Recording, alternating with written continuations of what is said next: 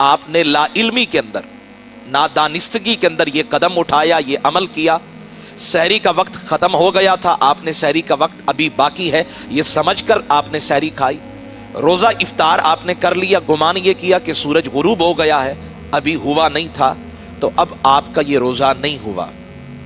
بعد میں روزے کے ایام گزرنے کے بعد آپ نے اس روزے کو دوبارہ رکھنا ہے، اس کی قضا آپ پر لازم ہوگی۔ دوسرا مسئلہ، جب آپ ماہ رمضان المبارک کے ایام کے اندر یقیناً سارے احباب نماز پڑھتے ہیں، تو نماز پڑھنے کے لیے ضروری ہے کہ آپ وضو کریں، اور جب آپ وضو کرتے ہیں تو کلی بھی کرتے ہیں، ناک میں پانی بھی ڈالتے ہیں، تو ان دونوں عملوں کے اندر ناک میں پانی ڈالنا ہے یا کلی کرنی ہے، ان میں مبالغہ نہیں کرنا ہے، کیونکہ زیادہ اگر آپ مبالغہ کریں گے، ناک میں شدت کے ساتھ سختی کے ساتھ پانی ڈالیں گے تو یہ کراہت والا عمل ہے، ناپسندیدہ عمل ہے جس کو مکروہ قرار دیا گیا۔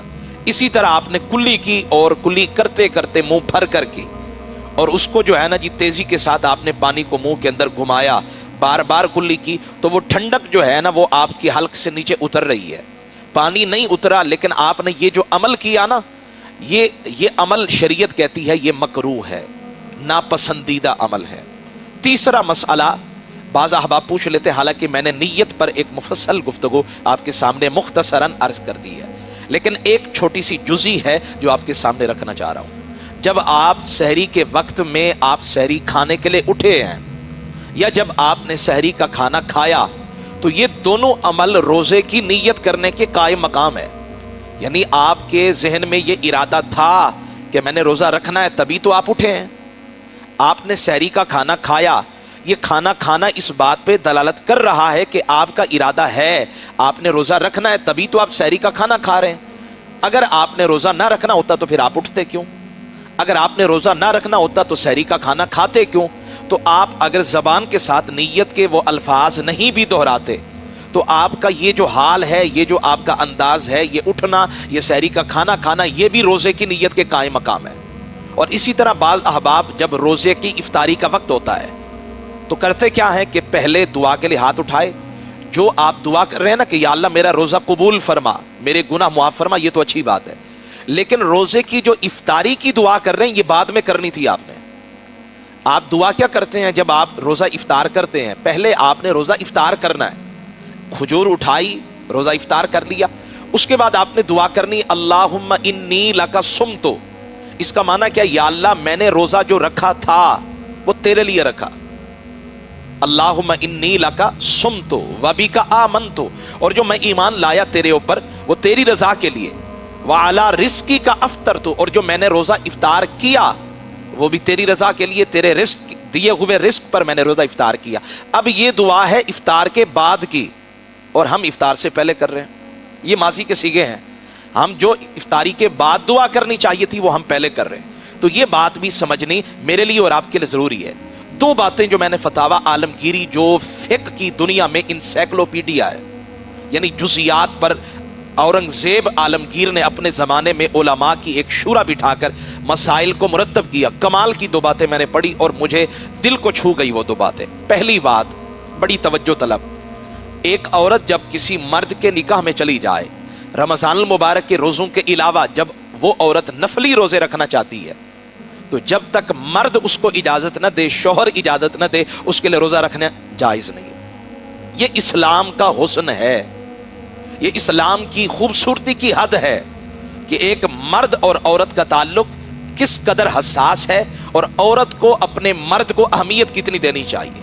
حالانکہ روزہ رکھنا اللہ کی عبادت ہے، روزہ رکھنا تقرب اللہ کا ذریعہ اور وسیلہ ہے، لیکن علماء محققین یہاں وضاحت کرتے ہیں، تشریح کرتے ہیں، جب تک نفلی روزے رکھنے، رمضان کے روزوں کے لیے اجازت لینے کی ضرورت نہیں، کیونکہ یہ فرض ہے، لیکن جو روزے آپ نے نفلی رکھنے ہیں، عورت نے رکھنے ہیں، فرمایا عورت کو جب تک خامد شوہر نامدار مرد اس کا اجازت نہ دے وہ روزہ نہیں رکھ سکتی۔ اگر اس نے روزہ رکھ لیا، اب خامد مطالبہ کرتا ہے کہ روزہ توڑو، تو اس پر توڑنا ضروری ہے۔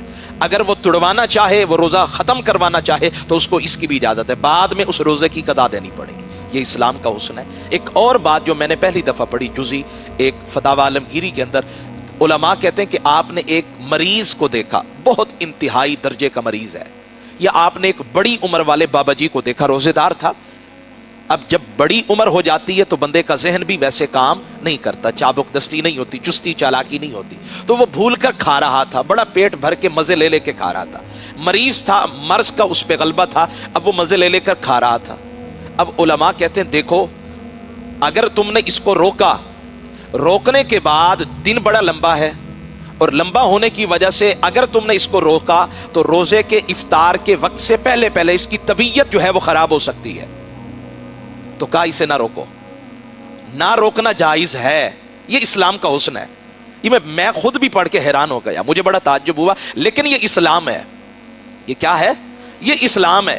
काश कि हम ये बातें भी उम्मत तक पहुंचाते। तो उलमा कहते हैं अगर तुम्हें पता है कि अगर तुमने रोका, क्योंकि इसकी जो ताकत है, जो इसकी जो पावर है, या पूरा दिन रोजा रखना, बर्दाश्त करना भूख और प्यास को, वो इसके अंदर ताकत नहीं है। तुम्हें लग रहा है कि इफ्तारी से पहले पहले इसकी तबीयत के अंदर तगय्युर और तबद्दुल आ जाएगा, तो कहा ना रोको खाना खाने से, तो ये जायज है। और अगर तुम्हें लगे कि इसकी सेहत है, ये बर्दाश्त कर सकता है, तो लिहाजा इसे फौरन रोक देना चाहिए, तो फरमा रोक दो।